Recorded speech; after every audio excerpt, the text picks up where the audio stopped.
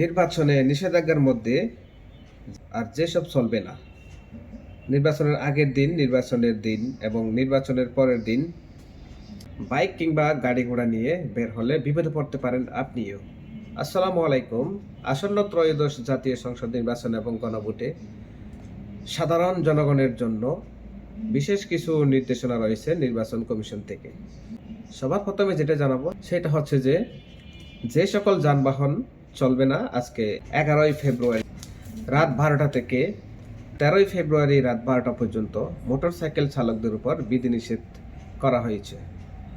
That means একেবারেই motorcycle কোনোভাবেই চালানো যাবে না, এবং ওই সময়ে ট্রাক, মাইক্রোবাস, ট্যাক্সি এবং পিক আপ, লেগুনা এই ধরনের যানবাহনও চলাচল করতে পারবে না। এখন আসি যে সমস্ত যানবাহন নির্বাচন কমিশন থেকে অ্যাপ্রুভাল দিয়েছে সে সমস্ত যানবাহন চলাচল করবে।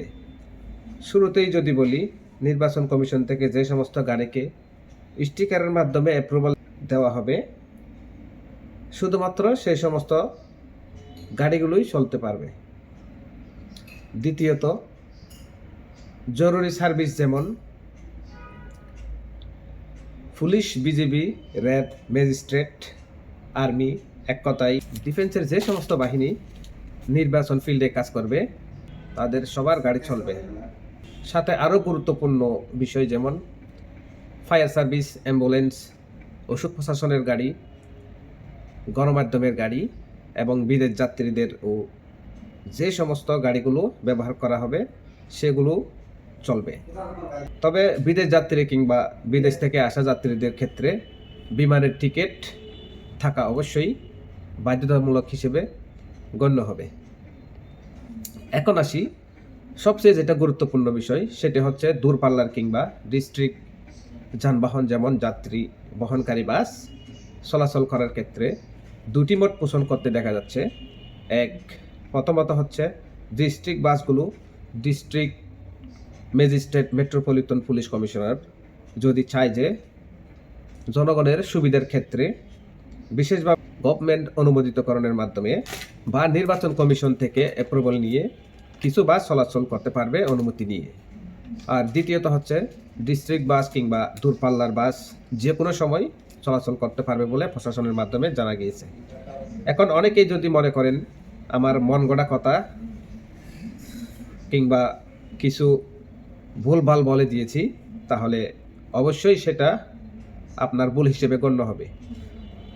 আজকের ভিডিওটি শুধুমাত্র আমি আমাদের সর্বসাধারণের জন্য সতর্কতা অবলম্বন করার ক্ষেত্রে 100% সঠিক ইনফরমেশন দেওয়া হয়েছে। সুতরাং আসুন সাবধান হই, সতর্কতাকে নিজেকে সুরক্ষা করি, নিরাপদে ভোট কেন্দ্রে যাই এবং যোগ্য প্রার্থীকেই ভোট দিই। আজকের এই ভিডিওতে যেগুলো বলার চেষ্টা করেছি সেগুলো যদি আপনার জানা থাকে, আমার মনে হয় আইনের বেড়াজালে আটকানো কখনোই সম্ভব হবে বলে আমি মনে করি না। যে যার মতো সাবধানতা অবলম্বন করে নিজেকে নিরাপদে থাকার অবলম্বন করি। তো আজকের ভিডিওটি এখানেই শেষ করতে হচ্ছে। সবাইকে শেয়ার করে জানিয়ে দিবেন যাতে সবাই জেনে সাবধানতা অবলম্বন করতে পারে। আসসালামু আলাইকুম ওয়া রাহমাতুল্লাহি ওয়া বারাকাতুহু।